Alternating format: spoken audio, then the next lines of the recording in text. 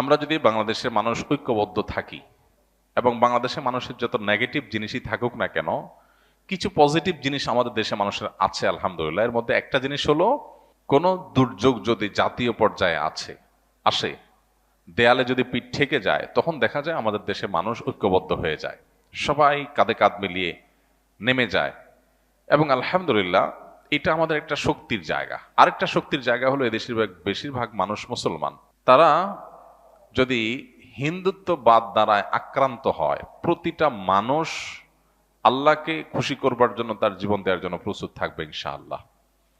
So আমার মনে হয় না যে আমাদের এই প্রিয় স্বদেশকে কেউ তুড়ি মেরে উড়ি দিয়ে দখল করে নেবে, এই স্বপ্ন বাস্তবায়ন হবে এত সহজ না ইনশাআল্লাহ তাআলা। তবে এর জন্য আমাদেরকে ঐক্যবদ্ধ থাকতে হবে এবং সতর্ক থাকতে হবে, সচেতন থাকতে হবে। আমরা অনেকে দেখা যায় আজকাল বলি যে আমরা যুদ্ধ চাই, যুদ্ধ চাই। যুদ্ধ চাওয়া হাদিসে নিষিদ্ধ। আমরা যুদ্ধ চাইবো না। নবী সাল্লাল্লাহু আলাইহি ওয়াসাল্লামের শিক্ষা হলো আমরা আল্লাহর কাছে আমান বা নিরাপত্তা চাইবো, যুদ্ধ না। আমরা চাইবো আমাদের প্রতিবেশী দেশের সাথে আমাদের সম্পর্ক ভালো থাকুক, তারা আমাদের উপরে দাদাগিরি, খবরদারি, আমাদের উপরে মাতবরি, আমাদেরকে দাসসুলভ আচরণ করার মানসিকতা তারা ছেড়ে দেখ। এদেশের মানুষ বহু সহ্য করেছে, এ বিষয়ে এদেশের মানুষ আর সহ্য করবে না। প্রত্যেকটা মানুষ ক্ষোভে ফুঁসে উঠছে, এটা তাদের বোঝা উচিত। তারা যদি এটা বুঝেন, তাহলে ভালো প্রতিবেশী হয়ে আমরা থাকতে পারি, বসবাস করতে পারি। সেটা তাদের জন্য কল্যাণের, আমাদের জন্য কল্যাণের। তা না হলে এদেশের মানুষ এই জাতীয় দুর্যোগে কাঁধে কাঁধ মিলিয়ে শুধু মুসলমান নয়, অন্য ধর্মাবলম্বী আমরা আশা করি তাদের উল্লেখযোগ্য সংখ্যক মানুষ এদেশের স্বাধীনতার স্বার্থ রক্ষা করার জন্য কাঁধে কাঁধ মিলিয়ে কাজ করবে ইনশাআল্লাহ তাআলা।